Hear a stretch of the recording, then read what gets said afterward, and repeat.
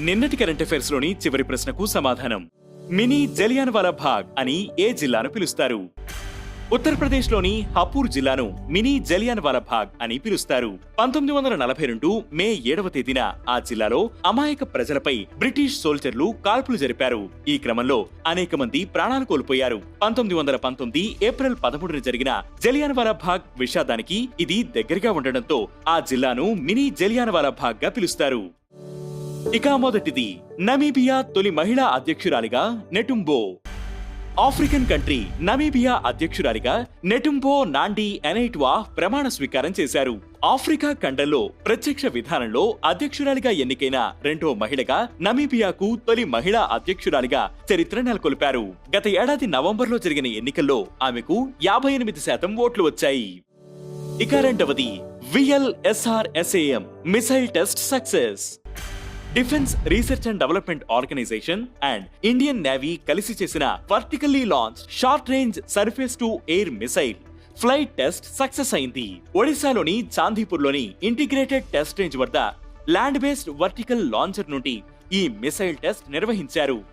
ఈ క్షిపణి చాలా దగ్గరగా తక్కువ ఎత్తులో ఉన్న హై స్పీడ్ వైమానిక లక్ష్యాన్ని విజయవంతంగా ఢీకొట్టి ధ్వంసం చేసింది.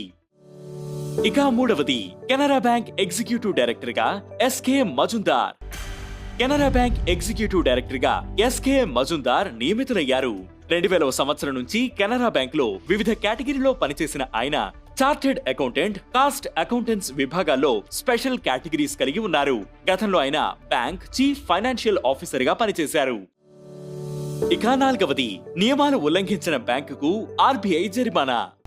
కేవైసీ నియమాలు, ఫైనాన్షియల్ ఇన్క్లూజన్, బ్యాంకింగ్ రెగ్యులేషన్స్ ఉల్లంఘించిన హెచ్డిఎఫ్సి, పంజాబ్, సింధ్ బ్యాంకులతో పాటు కేఎల్ఎం, యాక్సివా, ఫిన్వెస్ట్ లకు ఆర్బీఐ జరిమానా విధించింది.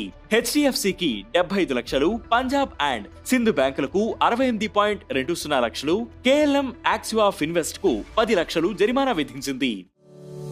ఇక ఐదవది, బ్యాడ్మింటన్ కు రిటైర్మెంట్ ప్రకటించిన Sumeeth Reddy. India doubles badminton specialist B Sumeeth Reddy professional badminton కు రిటైర్మెంట్ ప్రకటించారు. 2022 కామన్వెల్త్ గేమ్స్ లో ఇండియా మిక్స్డ్ టీమ్ కు సిల్వర్ మెడల్ అందించిన సుమిత్ ఇకపై పూర్తిగా కోచింగ్ పై దృష్టి పెట్టనున్నట్లు వెల్లడించారు. ఇక ఈ రోజు కరెంట్ అఫైర్స్ క్వశ్చన్, నేషనల్ ఈ విధాన్ అప్లికేషన్ ను అమలు చేసిన తొలి రాష్ట్రమేది?